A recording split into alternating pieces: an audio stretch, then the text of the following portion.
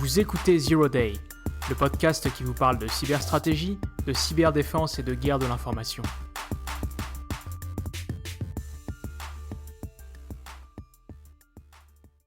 Le récit qui est fait de la guerre est aussi important que la guerre elle-même. De tout temps, les acteurs au conflit ont cherché à contrôler ce récit, à imposer leur lecture du conflit, afin par exemple de justifier l'usage de la force, ou bien de démoraliser l'ennemi. Autrefois, la construction du récit de la guerre était l'affaire des officiels et des professionnels. Les gouvernements ou les médias établis disposaient seuls de la légitimité, de l'influence et des vecteurs nécessaires pour diffuser leur récit au plus grand nombre. Aujourd'hui, ce récit se déroule très largement sur les réseaux sociaux. Aujourd'hui, tout citoyen, activiste ou blogueur avec un smartphone peut écrire et diffuser sa propre histoire et ainsi contribuer à façonner le récit de la guerre. Le conflit israélo-palestinien est un conflit asymétrique. Il y a là un côté David contre Goliath.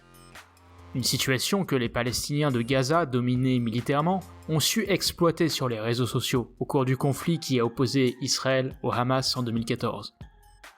Alors que les bombes pleuvaient sur Gaza, des Gazaouis ordinaires se sont emparés de Twitter ou de Facebook pour y partager leur vécu. Ils y ont publié les images sans filtre des victimes palestiniennes. Ils ont partagé avec le monde le journal intime de leur quotidien sous les bombes. Et sur les réseaux sociaux, les images sont plus fortes que les mots. Une publication impactante, choquante, clivante est une publication virale. De fait, tous ces gens qui n'avaient jusque-là été que spectateurs ou victimes sont devenus acteurs politiques du conflit en cours. Ainsi de Farah Baker, une adolescente de 16 ans à l'époque, et dont le compte Twitter est passé de 800 à 166 000 followers en seulement quelques jours. I write about my life, how does the war affect me and what happens for me, and about my dreams and the differences between my life in the war and before the war. So I try to make people feel like they are living with me so they know who are the victims. Sur Twitter, l'adolescente racontait, en anglais, le bruit permanent de la guerre, son quotidien. Elle évoquait la situation à Gaza, la peur, le désespoir des familles, la destruction des bâtiments. Certaines photos ou vidéos témoignaient de la violence des frappes israéliennes. Ici, la carcasse calcinée d'une voiture explosée devant sa maison. Là, le corps sans vie d'une femme ou d'un enfant. Bien sûr, tout n'était pas que spontanéité et authenticité dans ces publications. Le Hamas et ses alliés ont exploité et allègrement relayé ces publications qui étaient autant de coups portés à la réputation d'Israël. Par ailleurs, si les réseaux sociaux ont permis à des voix autrefois inaudibles d'être entendues, ils ont aussi favorisé la propagation des fausses informations. Au début du conflit, près de 400 000 tweets ont ainsi été publiés accompagnés d'images chocs représentant notamment des enfants morts ou ensanglantés. En réalité, beaucoup de ces images avaient été prises en Syrie, en Irak ou à Gaza plusieurs années auparavant.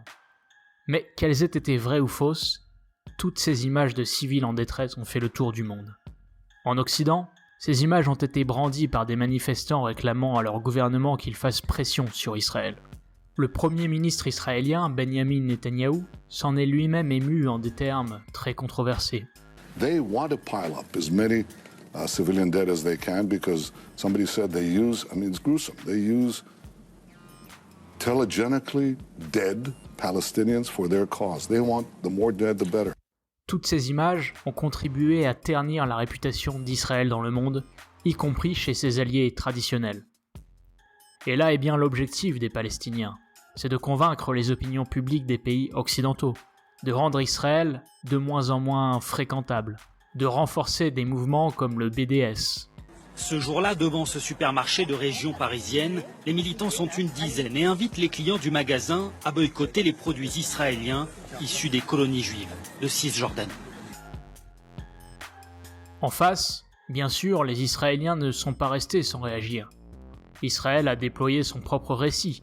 Benjamin Netanyahou l'a répété hier, Israël se sent en état de légitime défense. L'impératif pour Israël, c'est ce qui est répété ici sur tous les tons, c'est de défendre la frontière.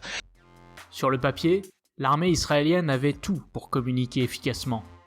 Les journalistes français présents sur place à l'époque évoquent un service de presse extrêmement bien organisé, réactif et communiquant en français.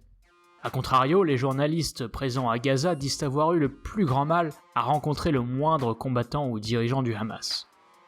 Par ailleurs, Tsahal fut l'une des premières à utiliser les réseaux sociaux dans sa stratégie de communication. Elle a défendu son action sur Twitter, sur Facebook ou YouTube, y compris via des comptes anglophones, francophones ou hispanophones, quand le Hamas, lui, tweetait en arabe. Mais au fond, que pèse la communication d'un État, d'une administration ou d'un service de presse face aux tweets de milliers de Gazaouis sous les bombes?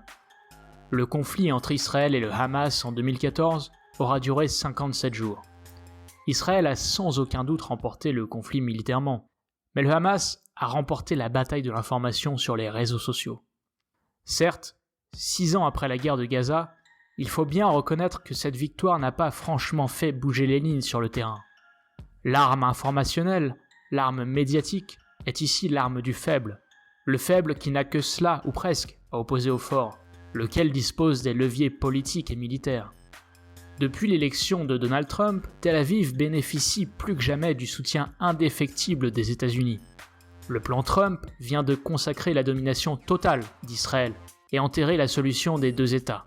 Alors de Palestine, il ne reste effectivement plus grand-chose dans le plan qui nous est présenté, qui se déroule sur 180 pages. C'est un plan en tout cas qui tue toute idée de paix et qui tue toute idée de négociation entre ces parties. Mais ce soutien sans embâche de Washington à la politique nationaliste de Netanyahou ne peut que venir renforcer, nourrir, enrichir le récit palestinien. Un récit qui, à terme, risque fort de fragiliser durablement l'image, la réputation et donc la sécurité même de l'État d'Israël. Merci d'avoir écouté Zero Day. N'hésitez pas à vous abonner à la chaîne YouTube ou au podcast, et à très bientôt.